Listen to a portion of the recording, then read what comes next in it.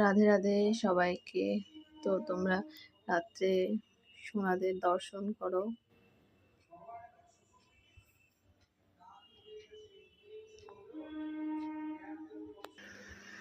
তো একটু জল খাইয়ে দিই যেহেতু এখন ঘুমোবে।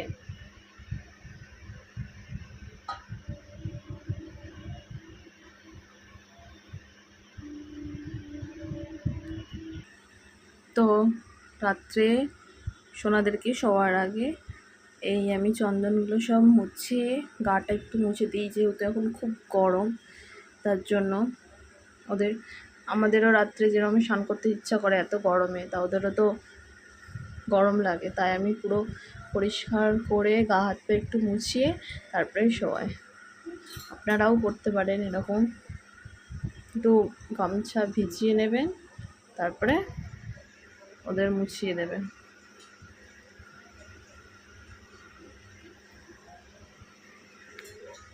আপনাদের একটা গল্প করি। এই ছোটটা রেগুলার প্যান্টু হারাবে, যেহেতু আমি প্যান্ট খুঁজে পাই না। যখন ওকে সকালবেলা স্নান করাই, প্যান্ট রাত্রে রাখি, সকালবেলা উঠে দেখি প্যান্ট নেই কোথায়। তারপর ওকে স্নান টান আদি সব কিছু করিয়ে তারপরে দেখি কি আমার পেছনে প্যান্ট পড়ে আছে, অথচ গোটা ঘর আমি তন্ন তন্ন করে খুঁজে নিই, কোথাও পাই না। এত বদমাস, এটা বেশি বদমাস। আর এটা কিছু করে না, এটা খুব শান্ত, এটা ভালো সোনার ছেলে। আর এইটা বদমাস, আমার বাড়ির সবাই জানে এটা কেমন।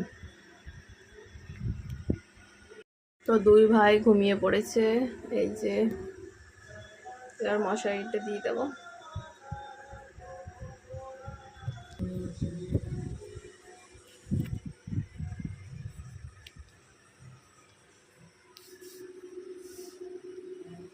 একটু মিশ্রি আর জল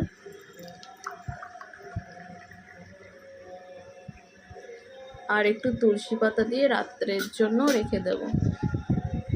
যদি ওনাদের জল তৃষ্ণা পায় তাহলে একটু ঠান্ডা ঠান্ডা জল খাবে, যেহেতু এত গরম, এই জন্য মিশ্রির জল দেওয়া। একটু তুলসী পাতা যেন খেতে গলায় না আটকে যায়।